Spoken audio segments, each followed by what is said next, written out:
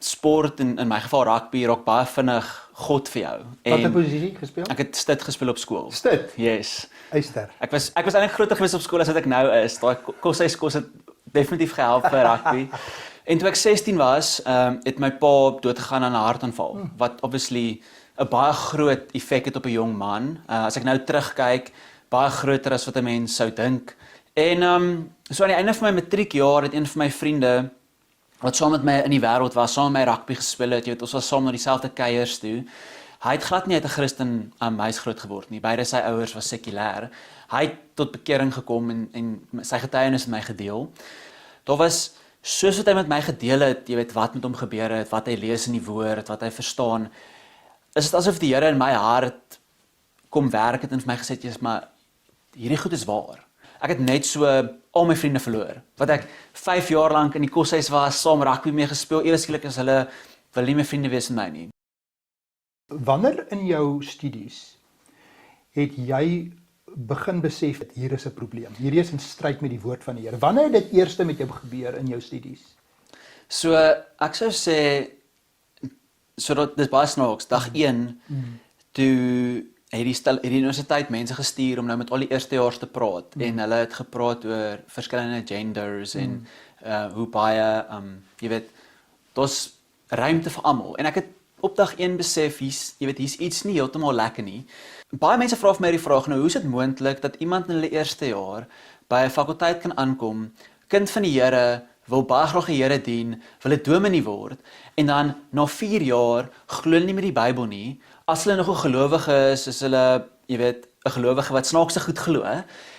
Hoe gebeur dit? Want jy kan nie vir 'n ouetjie wat lief is vir die Here in sy eerste jaar sê selfde geslagsverhoudings is nie sonde nie. Of jy kan nie vir 'n ouetjie wat lief is vir die Here in sy eerste jaar sê ja, maar die hele Ou Testament is eintlik maar 'n mite nie. So, jy weet, hoe gebeur dit? En ek het terug gaan kyk na my studies en na my notas en ek het besef daar's 'n baie duidelike progressie in hoe hulle hierdie goed doen. Vriende, ek het die groot voorreg om te kuier met Gideon Rousseau. Man, daar's 'n klomp Rousseaue en Franse hugenote. Dis hoe die Rousseaue ingekom het, né? Ja. En ons is al 'n paar jaar wat ons mekaar ook ken en jy is tans besig by Puritan Reformed met jou doktorsgraad. Jy's in Noorwe. Jy was in Paul Roos in Stellenbosch op skool en die Here het jou gered, kosbare bediening en dis so lekker om uiteindelik julle is hier op vakansie gou-gou, julle vlieg môre weer. En ek weet hier is studente. Ek weet hier is 'n klompie jong mense wat graag 'n bietjie meer wil hoor van jou roeping en wat die Here in jou lewe gedoen het. Kom ons begin heel voor. Waar's jy gebore, groot geword en skool gegaan? Net eers daai. Great, dankie vir die jaar. Dit is 'n groot voorreg om hier met jou te wees vanoggend. Ek's local. Ek het groot geword hier in Durbanville, baie naby aan waar ons nou sit en groot geword in 'n huis waar jy weet ouers gaan kerk toe, ons gaan selgroepe toe. So altyd groot geword met 'n idee van kerk, weet dis 'n goeie ding om 'n Christen te wees, belangrik om 'n Christen te wees, maar ek sou sê as 'n laerskool ouetjie nooit regtig die belangrikheid of regtig die waarde gesien om 'n Christen te wees, om die Here voluit te volg nie. Ek is toe soos jy gesê het Paul Roos toe in Stellenbosch, ek's ook koshuis toe en ek dink baie ouens wat al in die koshuis was of in 'n skool was waar sport so groot 'n rol speel, is sport in my geval rugby raak baie vinnig God vir jou. Watter posisie gespeel? Ek het stit gespeel op skool. Stit. Yes. Uister. Ek was eintlik groter gewees op skool as wat ek nou is. Daai koshuis het definitief gehelp vir rugby. Maar ja, ek meen jou fokus is so sport. Miskien as jy weet Saterdag speel rugby en soos wat jy ouer word, 16, 17, begin jy nou kuier saam met jou vriende na die tyd. So jy begin baie vinnig weg beweeg van die Here. Jy weet, jy gaan dalk op 'n Sondag kerk toe, maar jy's moeg of jy het dalk 'n kop seer of wat ook al. En jy weet, jy sal jouself dalk nog steeds 'n Christen noem, maar jy sal definitief nie so 'n Christen leef nie. Jy sal nie die woord lees nie, jy sal nie praat soos 'n Christen nie. Jou hele lewe sal jy weet, jy sal baie gefokus wees op rugby, sport, meisies, wat ook al. En toe ek 16 was, het my pa doodgegaan aan 'n hartaanval, wat obviously 'n baie groot effek het op 'n jong man. As ek nou terugkyk, baie groter as wat 'n mens sou dink in daai oomblik. En jy besef maar, soos ek terugkyk, in daai oomblik jy's so kwaad, maar jy weet nie eintlik vir wie of wat nie. En ek dink die logiese, in my 16-jarige brein, die logiese antwoord vir alles wat gebeur het, was wel, of God bestaan nie, of God is verantwoordelik vir hierdie en ek wil niks met hom te doen hê nie. En alhoewel ek nooit dit duidelik sou sê nie, het my leefwyse definitief daarop getoon dat jy weet ek wil niks te doen hê met kerk nie. So ek sou nog steeds my ma sou my basies forceer om Sondag saam te gaan kerk toe en ek dink dit was baie waardevol. Ek het 'n ma gehad wat vir my gebid het selfs deur daai tyd en sy het half vir my gesê jy kan nog steeds saam met jou vriende uitgaan. Jy weet jy kan nog steeds jou sigarette rook hier by die huis. Jy kan nog steeds alles doen wat jy wil doen, maar Sondag sal ons kerk toe gaan. En jy weet om terug te kyk daarop, dit was ek dink 'n swaar bitterpil vir haar om te sluk om my so te sien, maar ek dink sy het nog steeds vasgehou en gaan my kind kerk toe vat. Hy moet die woord hoor. Ek gaan vir hom bid. Die Here kan jy weet enige iets doen. En so aan die einde van my matriekjaar het een van my vriende wat saam met my in die wêreld was, saam met my rugby gespeel het, jy weet ons was saam na dieselfde kuiers toe. Hy het glad nie uit 'n Christen huis groot geword nie. Beide sy ouers was sekulêr. Hy het tot bekering gekom en sy getuienis met my gedeel. En ek sou sê dit was baie aangrypend geweest. Nie so suur en presies wat met hom gebeur het nie, maar daar was soos wat hy met my gedeel het, jy weet wat met hom gebeur het, wat hy lees in die woord, wat hy verstaan, is dit asof die Here in my hart kom werk het en vir my gesê het, maar hierdie goed is waar. En ek onthou ek het seker vir 'n week of 2 nadat hy sy getuienis met my gedeel vir hom 'n boodskap gestuur en gesê ek het hierdie brandende, jy weet, desire om die Here te dien, om die woord te lees, om kerk te gaan saam met jou. En ek is saam met hom kerk toe, na 'n charismatiese kerk daar in Stellenbosch en ek dink as 'n jong man om in daai atmosfeer te wees waar daar's regtig, jy weet jy kan baie sê van die charismatiese kerke, maar een ding wat jy nie kan sê nie is hulle is regtig gefokus op repentance, regtig gefokus op as jy sê jy's 'n Christen, jy lewe soos 'n Christen. Jy kan nie lou warm wees nie. Ja. En ek dink vir my as 'n jong man is dit regtig goed, verstaan die pastoor wat sê jy weet jy kan nie drink op 'n naweek en jouself 'n Christen nie, maar jy kan nie hierdie goed met meisies doen en jouself 'n Christen nie. Dit was regtig goed vir my. So jy weet kom aan die einde van my matriekjaar besluit ek gaan nie play rage doen nie. Al my vriende gaan en ek het net so al my vriende verloor. Wat ek 5 jaar lank in die koshuis was, saam rugby mee gespeel, ewe skielik is hulle wil nie meer vriende wees met my nie. Sê vir my duidelik, ek weet jy's baie weird nou. Jy wil nie meer op ons kuiers toe gaan nie. Jy praat van al hierdie Bybelgoed. So ek het net so al my vriende verloor. So ek moes baie vinnig die koste wat dit vat om 'n Christen te wees tel.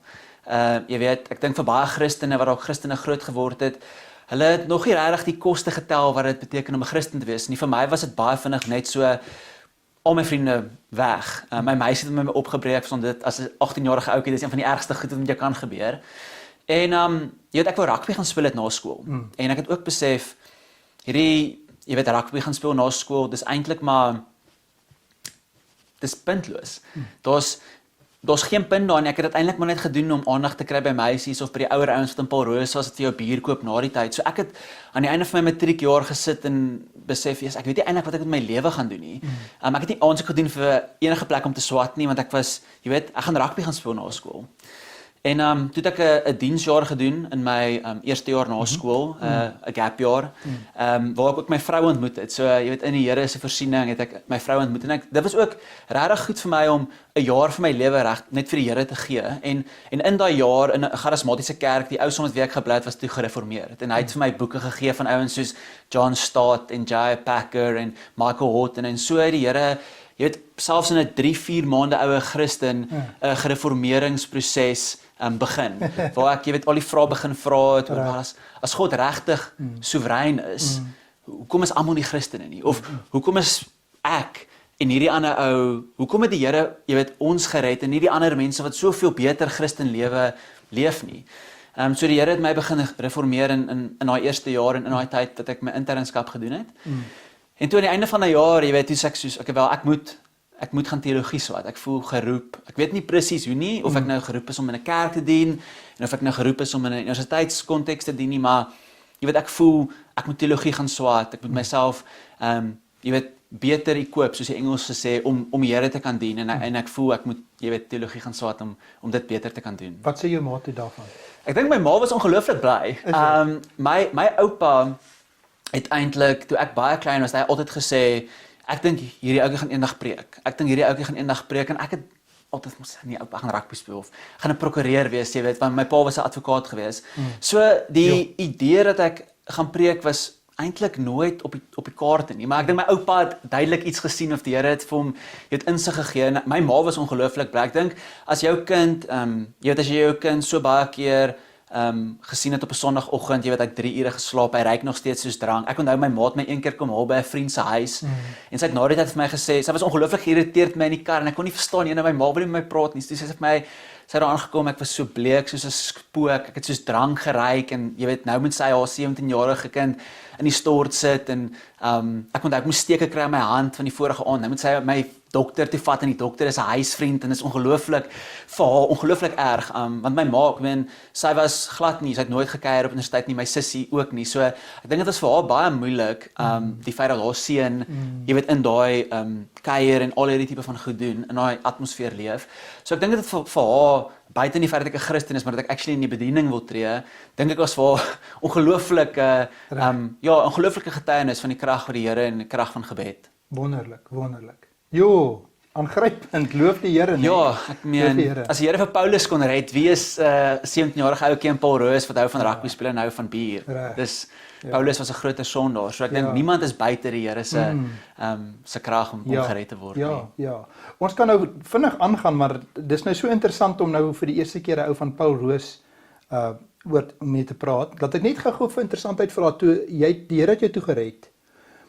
En toe jy nog by Paul Roos, jy het nog aangegaan met die rugby. Ja. So vat gou jou rugby voordat jy tot bekering gekom het en jou rugby daarna. Hoe het jy dit reg gekry om as Christen in Paul Roos stit rugby man te wees en getrou te bly aan die Here Jesus? Hoe het jy dit reg gekry in Paul Roos op daai stadium? So ek sou sê in Paul Roos self, ek het tot bekering gekom laat in my matriekjaar, so die rugby seisoen was verby. Maar ek kan jou vraag beantwoord. Ek het rugby gespeel op universiteit ook. En ek sou sê die universiteitskultuur is eintlik erger as skool.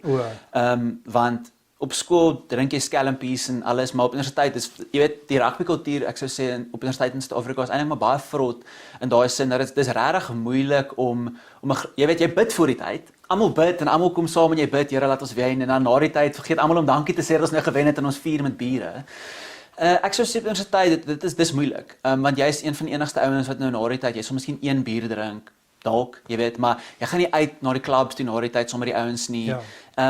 En ek dink dit is een van daai dinge waar dit was so goed vir my om in die charismatiese kerk te wees in my internskapjaar, want een van die reëls daar was dat jy mag nie drink of in die pubs wees in Stellenbosch nie. So alhoewel ek universiteits rugby gespeel het in 'n internskapjaar, was daar of hierdie reël en so ek het baie vinnig geleer om nee te sê. Ek het baie vinnig geleer om vir die ouens te sê soos nee ek doen dit nie. En dit vat nogals baie want mense voel bietjie die ouens gaan snaaks ding van my. Die ouens praat definitief van my agter my rug. Maar ek dink ek sou sê vir jong ouetjies, veral op skool, ja, dit is moeilik.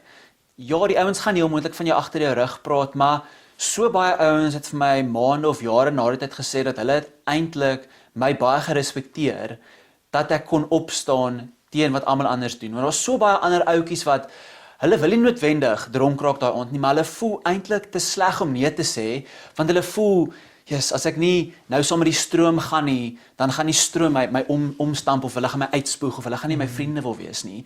En so ek sou sê vir jong ouetjies, ja, dit mag dalk moeilik wees, maar veral mans, respekteer mans wat kan opstaan teen 'n groep. Mans respekteer ouens wat kan opstaan teen die stroom en te sê, ouens, dis vir my baie lekker om saam met julle te wees, maar hierdie is nie wat ek doen nie.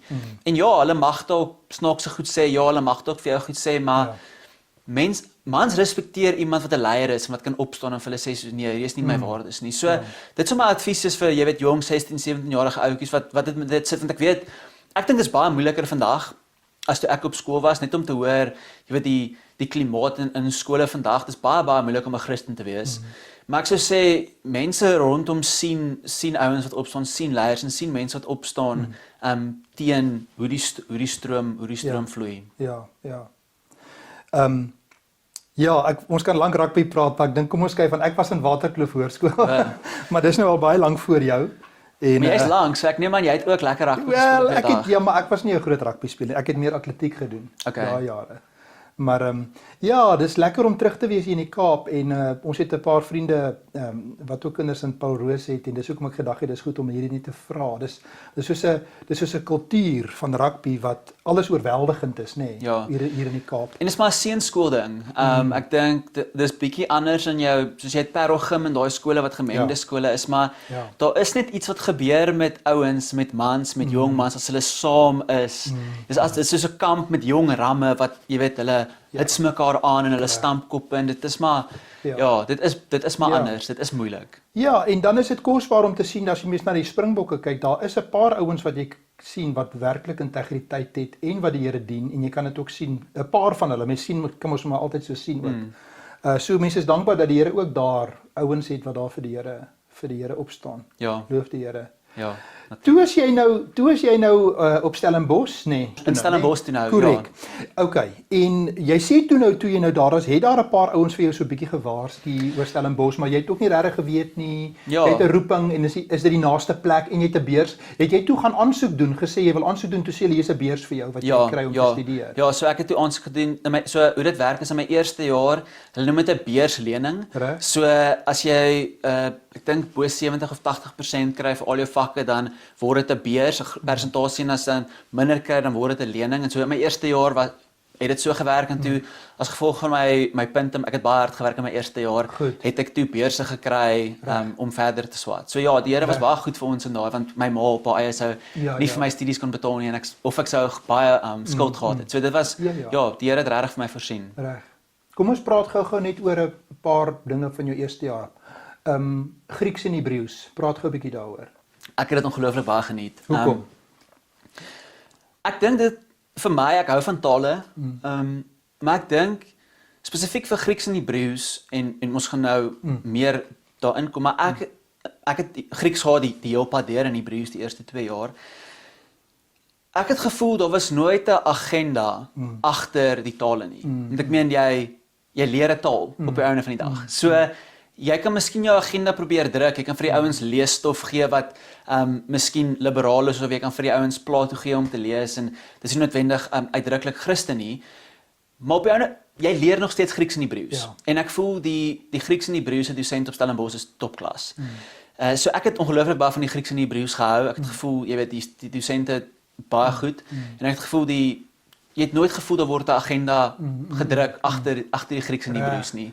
So ek sou sê, jy weet, Grieks en Hebreëus, wel, toe ek daar was in 2015, 2016 se tyd was dit topklas en baie lekker geweest. Ek vra vir meeste studente hierdie vraag, watse raad kan jy gee vir studente wat sukkel met Grieks en Hebreëus? Oefen. Das hy. Ouens, jy sit op jou boude. Jy sit op jou boude en jy doen jou werk. Moet dit nie uitstel nie. Ek het so 'n stapel kaartjies gehad met die Griekse woord aan die een kant en die Engelse woord aan die ander kant en dit is wat jy gedoen het. Jy het jou woordjies geleer en ek het hierdie koshuis gestap met my kaartjies en al die ouens het my gelag want die ouens wat BRX swaat of wiskunde, hulle het nie hierdie kaartjies wat hulle mee stap nie, maar ek het ek en my vriende het altyd 'n grappie gehad, jy weet, as dit nou tyd was vir eksamentyd, dan het hy gewig verloor, want hy het so om die huis gestap met sy Hebreëus en Griekse kaartjies en hy het nie genoeg geëet en dan aan die einde van die eksamen dan is hy 3-4 kg ligter want hy het so baie stappe gekry. Kyk, ek wil dan net opkom vir van die ouer dominees wat ek nou ken. Ek praat nou die dag met 'n vriend, Dr. Gerard Augustyn. Hy's nou in Engeland al vir 'n klompie jare. En hulle moes Hebreëus en Griekse eksamens doen waar jy 'n mondelinge eksamen doen. En dan moes hulle hulle moes Spreuke byvoorbeeld 1 jaar in Hebreëus doen. Dan moet jy 'n klomp van dit uit jou kop uit ken. Eina. En dan kom jy in by die onderhoud en die proffie kan vir jou enige stukkie vra.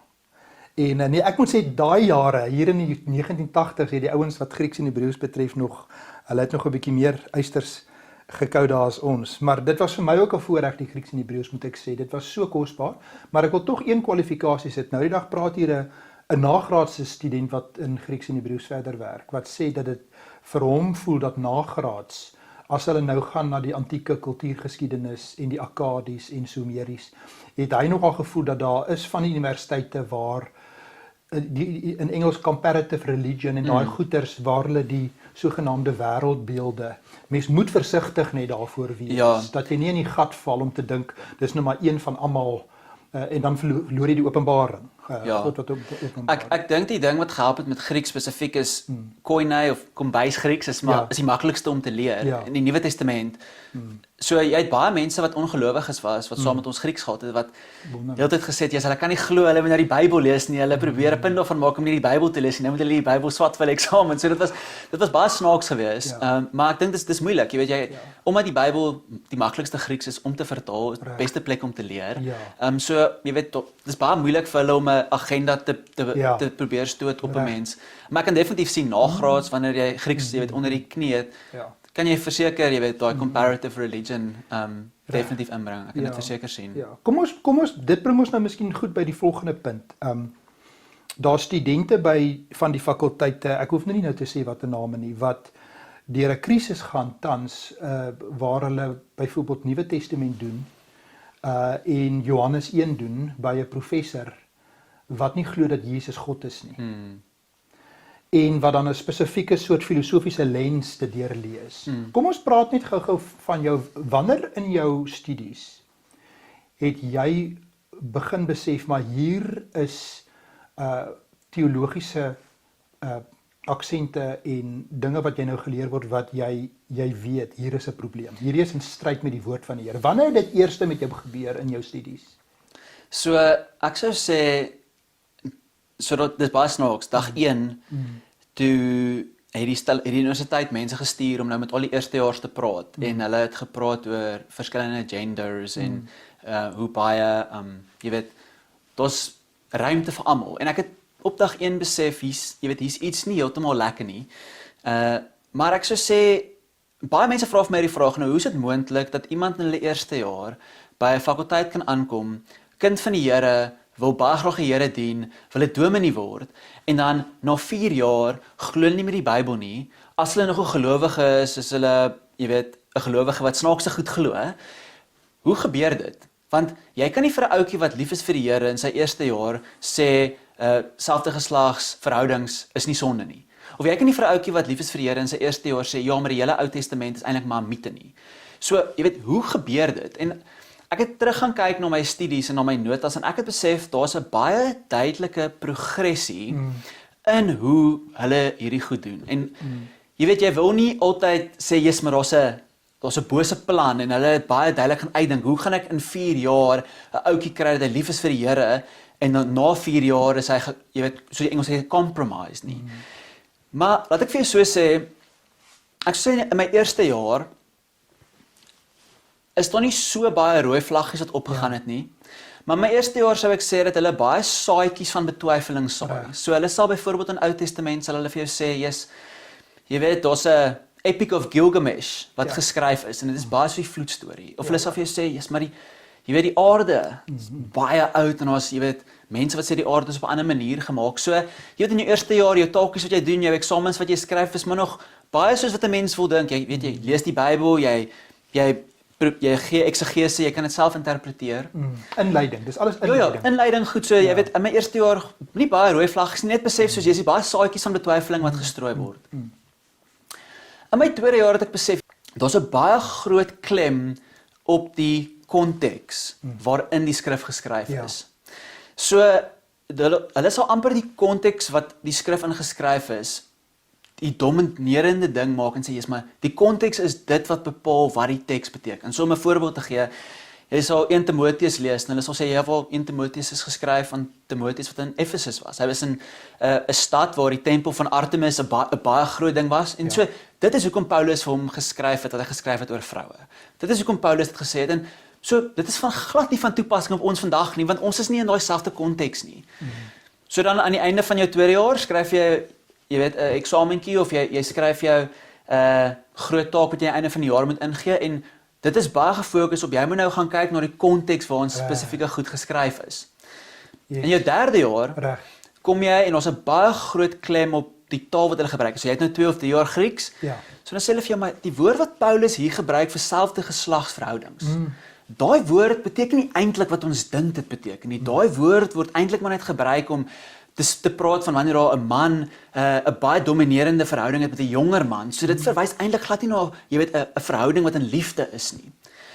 So nou aan die einde van jou 3de jaar, skryf jy 'n taakie en jy kyk nou net na die konteks rondom die teks, jy kyk na die Griek, so jy voel daarom jy's binne in die teks, maar jy mis totaal en al wat die teks vir jou sê.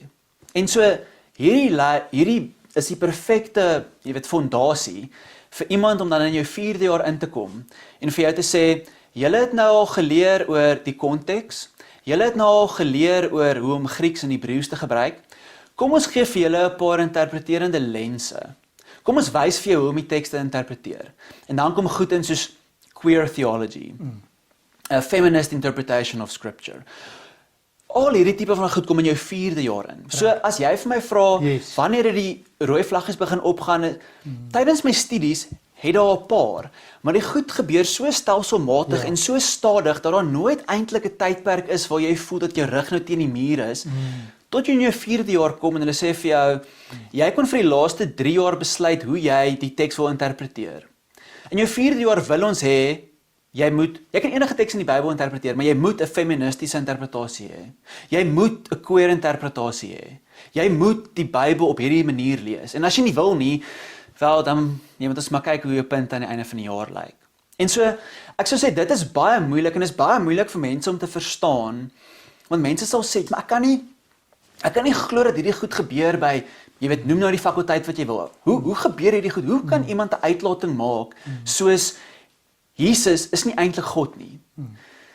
Maar as die fondasie gelê is, waar jy vir iemand sê, maar die woord logos in Johannes kan eintlik maar op ander maniere geïnterpreteer word. En die konteks waarin Johannes skryf, kan eintlik maar die ding wees hoe om die teks beter te verstaan. En eintlik in jou 1ste jaar het ons vir jou gesê dat die hele Ou Testament eintlik 'n mite is. So wanneer jy oor enige iets geestelik lees in die Nuwe Testament, dat ons eintlik mitologies moet verstaan, soos jy weet 'n Rudolf Bultmann of so. Dan kan 'n mens verstaan hoekom professore sulke uitlatings kan maak en hoekom daar so min mense teen daai tipe van goed staan. Die fondasie is gelê. En so is daar 'n groter plan om ouetjies van hulle 1ste jaar tot hulle 4de jaar te bring. Ek weet nie. Dit lyk vir my so. Dis baie moeilik om te sê dat hulle nie doen nie, want die progressie volg perfek op mekaar. Hulle gaan nie daai ouens jy gaan nie in jou eerste Ou Testament klas sit. En hulle gaan vir jou sê jy moet nou 'n postcolonial interpretasie hê van 1 Konings 10 nie. Ja. Maar in jou 4de jaar gaan hulle daai goed sê en dan gaan niemand opstaan daarteen nie. Ja. Dis dat ek net eers sê, dis kosbaar om te luister. Alles wat jy nou net gesê het ons basies 'n paar weke terug hier was 'n swart bord met 'n groepie teologiese studente behandel. En dis basies 'n opsomming van wat jy nou net gesê het. Okay, explain dit hoor. Dat jy by jou 4de jaar kom en hierdie lense, queer, LGBTQ+, hoe het jy daarby gekom?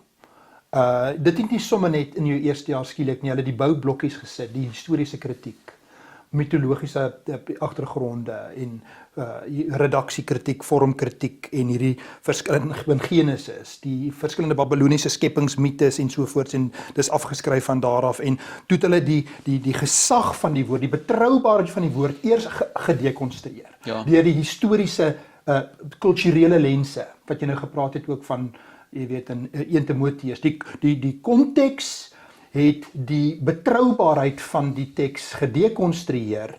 Hulle het gesoek vir 'n sogenaamde agter die teks 'n oorspronklike teks, en toe is daai oorspronklike is toe nou onbetroubaar en dit is nou nie meer betroubaar nie.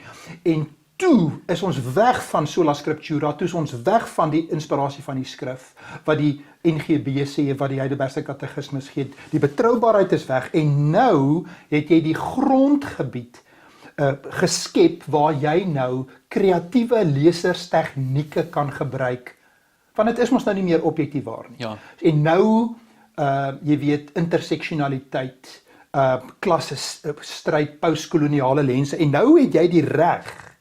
En inteendeel, soos jy sê, dit word nou aangemoedig, jy moet nou een van daai subjektiewe lense die skrif mee lees. So ons het daai hele ding deurgegaan en kom ons sê die toppunt daarvan kan geïllustreer word met die Queering the Prophet Ja. konferensie wat gehou was, wat hulle oor Jona nou gepraat het en almal op 'n verskillende lens en hoek dit gelees het. Nou, hoe het jy oorleef geestelik in daai 4 jaar? Ja. Praat met ouetjies wat nou in daai bootjie sit en in 'n krisis is. Wat het jy gedoen? So ek sou eerstens sê, jy moet baie vas glo wat jy glo. Jy moet in die woord tyd spandeer, jy moet bid. Jou persoonlike geloof moet ongelooflik sterk wees, sodat wanneer hierdie goed opgebring word, dat jy daarteen kan staan, of dit nou verbaal is, of eintlik maar net binne jou hart te weet, okay, hierdie goed wat nou gesê word, is nie Bybels nie. Ek het baie keer opgestaan teen hierdie goed, ek het baie gesprekke gehad met van die dosente, en vurige gesprekke gehad met die dosente, ek kan nie stil bly nie, maar ek dink, dis die belangrikste plek om te wees, en die tweede belangrikste, ek was baie na aan 2 van die ouetjies wat saam met ons geswat het. Goed. En ek dink dit is ongelooflik belangrik om nie alleen te wees nie, om te sien, maar waar is daar ouens wat frons wanneer daar iets snaaks gesê word, of waar is daar iemand wat as dit daai dosent as 'n klas is dat hulle bly weg, of waar is die ouetjie wat dalk ook vra om regtig saam te staan. Ons was 3 in 'n klas van 30. Waar is jou 1 of 2 vriende waar julle na die tyd kan gaan sit en gaan praat oor wat nou net jy weet, vir ons gesê is. Ek dink ons het meer tyd in die biblioteek gaan sit om teenargumente te formuleer teen wat ons net gehoor het, want kyk, Ferry, die ding is, die argumente wat gemaak word is ongelooflik gesofistikeerd. Dis ongelooflik goed afgerond. Dis ongelooflik trekkend. Dit is nie, jy weet, argumente wat op die tafel gegooi word. Hierdie is argumente wat gemaak word en verfyn is. En jy as 'n 19-20-jarige ouetjie gaan heel moontlik nie al die antwoorde op jou dosent se vrae kan beantwoord nie. So jy gaan na die tyd moet gaan sit en met YouTube en ChatGPT dink ek is dit baie makliker vir jou om net te gaan sit in ChatGPT. Ek is 'n behoudende Christen.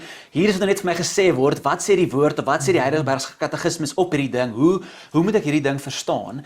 Maar ek dink dit is ongelooflik belangrik om 'n groep ouetjies rondom jou te hê waar julle mekaar kan aanhits om regtig die waarde van die skrif en die waardevolle waarheid wat in die skrif is, saam te kan gaan studeer. En julle het saam dan ekstra byleeswerk gedoen, kantaantekeninge, die skrif.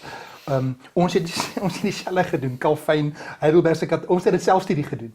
Gideon, dit is so heerlik om te gesels oor hierdie goed. Ons kan die hele dag kan. Ja, mens kan. Ons kan. Kom ons praat van waar jy nou is. Jy sal weet dat die GKSA, die Gereformeerde Kerke van Suid-Afrika, het by hulle vorige algemene synode, het hulle op grond van al die krisisse by Potchefstroom en die veranderinge daar, het hulle nou goedkeuring gegee dat voornemende predikante kan by Puritan Reformed Theological Seminary by Grand Rapids in Michigan gaan studeer. Hulle is nou goedgekeur en ons het nou reeds ook met 'n ander student al kon kuier wat nou ingeskryf is wat met die MDiv daar besig is. Sê gou vir gewone mense, waarom sal jy aanbeveel, eerste vraag, dat nagraadse studente wat 'n roeping het vir die bediening, nie by Stellenbosch of Pretoria, Bloemfontein en selfs Potchefstroom, dat hulle nie daar verder studeer nie, hoekom nie? Wel, as jy bloot in 'n akademiese rigting wil gaan studeer en jy wil 3 of 4 joernaal inskrywings inlewer en jy wil dalk 'n boek skryf, ja, gaan studeer by enige van hierdie plekke. Ek dink in 'n akademiese sin, hulle gaan vir jou leer hoe om te skryf, hulle gaan vir jou leer om navorsing te doen, hulle gaan vir jou baie goeie insette kan lewer. So as jy bloot in 'n kantoor wil sit eendag by universiteit en jy wil klas gee, dis ek dink een van die beste plekke. Maar ek dink as jy by 'n kerk wil gaan werk, en jy wil 'n dominee gaan wees of jy wil 'n pastoor wees of jy wil net enigsins in die bediening wees, dink ek nie dat enige van hierdie plekke mense oplei om dit te doen nie. Jy leer nie hoe om te preek nie. Ja, jy het homiletiek, maar hulle leer nie vir jou om te preek nie. Hulle leer nie vir jou om die woord te lees of om eksegese te doen nie. Hulle leer nie vir jou hoe om sistematiese teologie te doen nie. En die praktiese teologie is eintlik maar klomp social justice. So jy gaan na 4 jaar met 'n graad agter jou naam eintlik glad nie gereed wees om in die bediening te tree nie. So ek sou sê as jy wil na die bediening toe gaan en jy wil in die bediening intree, gaan jy 'n institusie of 'n instansie moet gaan vind waar hulle vir jou leer hoe om die Bybel te lees, hoe om voor te berei vir prediking, hoe om na mense te gaan kyk wat met kanker sukkel of hoe om eintlik 'n praktiese teologie te doen wat prakties is tot die bediening. Nie net praktiese teologie waar ons uitgaan om die mense wat arm is in die strate te gaan help nie, maar hoe om praktiese teologie te doen wat prakties is tot die bediening van ons kerk. Hoe help ons die mense in ons kerk wat sukkel? En ek dink al hierdie instansies wat jy nou genoem het, ek was net by Stellenbosch, ken nie enige van die ander nie, maar ek sou sê dat na my 4 jaar sou ek myself glad nie vertrou om die leiersels oor te neem by 'n ou dominee wat aftree om nou vir 'n klomp mense te gaan preek of om 'n skaap, om na my skape te gaan kyk vir die Here vir my te gee nie, want Stellenbosch of Potch of Pretoria of die plekke wat jy genoem het, berei nie dominees voor om na hulle skapies te kyk nie. Hulle gaan jou dalk voorberei om hoe om 'n goeie 'n joernaalartikel te skryf of hoe om 'n goeie argument te lewer oor die konteks in Korintiërs. Maar hulle gaan nie vir ons leer hoe om na mense wat die Here wil dien in 'n klein dorpie in Ladysmith. Hulle gaan nie vir jou leer hoe om daai mense te dien van die Here nie. Natuurlik sal van hulle verskil met jou. Ja. Daar is nog, ek weet van Potch, daar is 'n paar ouens wat ek ken daar wat ek weet nog goeie werk doen, maar ek dink dit is al hoe meer moeilik as ons kyk ook na die akkreditasie in Suid-Afrika. Suid-Afrika is anderster as in ander lande waar die departement van bo af sekere uitkomste, jy moet die boksies tik, sosiale geregtigheid, inklusiwiteit, human dignity vir almal behalwe die mees gemarginaliseerde mense en dis babietjies wat vermoor word in Suid-Afrika. Dis 'n ideologie van bo af en dit is essensieel vir jou akkreditasie, vir jou befondsing en daardie sambreel is by al die universiteite en dit word toegepas. En dis ook deels hoekom by Potchefstroom die sinode besluit het dat hulle kan nie langer met die fakulteit saamgaan nie oor al hierdie nuwe dinge wat in die fakulteite gebeur. So jou aanbeveling is ook dat as daar ouens is wat 'n passie het, wat 'n dominee wil word, sou jy aanbeveel om nagraads by 'n plek soos Puritan te wees. Daar's nog 2-3 ander moontlikhede ook. Maar kom ons praat dan net gou oor Puritan. Ek sit hier met Jill Beattie se sistematiese teologie wat jy sal ken. Kosbare getuienis oor Jill Beattie, sy agtergrond, sy geskiedenis, en hoe dat die Here Puritan Reformed Theological Seminary in Grand Rapids begin het. Vertel vir ons net 'n bietjie van wat is vir jou kosbaar van Puritan Reformed en waarom sou jy dit aanbeveel vir enige nagraadse student? So eerstens sou ek sê hulle leef regtig uit dit wat hulle preek. So hulle sal altyd sê reformed and experientially reformed. So hulle praat baie van dat ons as Christene kan nie net Christene wees wat gereformeerde denke het nie, maar ons moet gereformeerde leefwyses leef. So hulle fokus regtig daarop. So 'n voorbeeld daarvan is elke keer wat ek met my dosente praat of met wie ook al dan, hulle eerste vraag sou wees, hoe gaan dit met jou familie? Hoe gaan dit met jou kerk? Jy besef jou vrou is die belangrikste en jou kerk is tweede belangrikste en jou kinders en laaste kom jou studies. En so daar was al verskeie kere wat daar maande was, soos toe ons klein seentjie gebore is, wat my prof Nele vir my gesê het, jy moet nou 3 maande vat, jy moenie in jou PhD werk nie, jy moet kyk na jou vrou, jy moet kyk na julle seentjie en jy moet fokus op die werk by die kerk. Kosbaar. En ek dink dit is iets wat 'n mens nie by baie teologiese instansies sien nie, dat ons 'n regtige groot fokus op die kerk. En hulle sê dit, maar prakties, hulle leef dit ook. Hulle sal vir jou vra hoe dit gaan by jou kerk, as hulle voel jy skep jou vrou of jou kerk af, sal hulle vir jou sê, vat 'n paar maande, moenie na jou studies raak nie en kry hierdie dinge reg. En ek dink dit is ongelooflik belangrik, dat teologiese studie, dit is eintlik maar net, die doel van die teologiese studie is om die kerk te versterk. En as die kerk verswak tydens jou studies, jy weet dan, jy mis die punt totaal. So as jy jou kerk en jou vrou gaan afskeep, om nou teologie te gaan swat of 'n PhD te doen, dan mis jy totaal die punt van teologiese studie. Die punt van die studie van teologie is om die kerk te versterk met mans wat die woord kan preek, wat kan die teks vat en dit kan oopbreek vir hulle mense. En as jy tydens jou studie die kerk afskeep, jou vrou afskeep, jou kinders afskeep, dan mis jy totaal die punt. En ek dink dit is vir my so kosbaar en terselfdertyd in dieselfde asem gesê, mense sou dink wel, daar's 'n groot fokus op die kerk. Dit moet seker beteken dat hulle eintlik nie so akademies, soos die Engels sê, rigorous is nie. En verder ek kan vir jou sê, my eerste paar take wat ek gekry het in my PhD was ongelooflik baie rooi ink op die, hulle is ongelooflik deeglik in dit wat hulle doen. Daar's 'n groot fokus op ons is 'n seminar, ons is nie 'n universiteit nie, maar ons gaan nie die kwaliteit van wat ons doen hier laer maak omdat die woord universiteit nie agter ons naam staan nie. So mense wat Puritan toe wil gaan of van die ander instansies wat jy weet wat jy al genoem het, dink ek is dit baie belangrik dat die akademiese rigor is daar, maar dit is saam met 'n groot fokus op familie en kerk. En so ek voel dis 'n baie goeie balans tussen ons gaan jou hart laat werk, maar jy moet seker maak dat jou eerste en belangrikste diens tot jou vrou en jou kerk nie afgeskeep word nie. En vir my is dit 'n baie goeie instansie om by te gaan studeer. Wonderlik, wonderlik. Loof die Here. Gideon, ons gaan weer moet opneem. Die Here het julle geroep tans in Noorwe. Ja. En dit is miskien 'n volgende gesprek waar ons kan praat waar julle daar by kerkplanting is en jy's nou eintlik die senior pastor nou daar en kom ons doen dit wanneer jy weer kom kuier dat ons daaroor gaan praat. Jy's besig met jou PhD nou ek wil vra dat ons vir vandag afsluit. Wil jy nie vir 'n klompie Paul Roos manne, ouens wat saam met jou miskien op skool was, ouens wat hier in die Kaap is en wat 'n boodskap nodig het, wat jou ken, wat miskien hierdie video gaan kyk en onthou jou. Rugby speler, sterk ou, lekker partytjies gedoen en toe kom maar 'n radikale verandering in jou lewe. En miskien is daar van hierdie ouens wat miskien lou geword het, wat weggedryf het van die Here. Wil jy miskien afsluit vandag en vir daai ouens ietsie lees en dan sluit ons met 'n gebed af? Ja, Ferry, ek dink die grootste probleem wat ek sien in nie net die kerk nie, maar in baie jong ouetjies is dat daar's 'n regte honger en 'n wil om die Here te dien.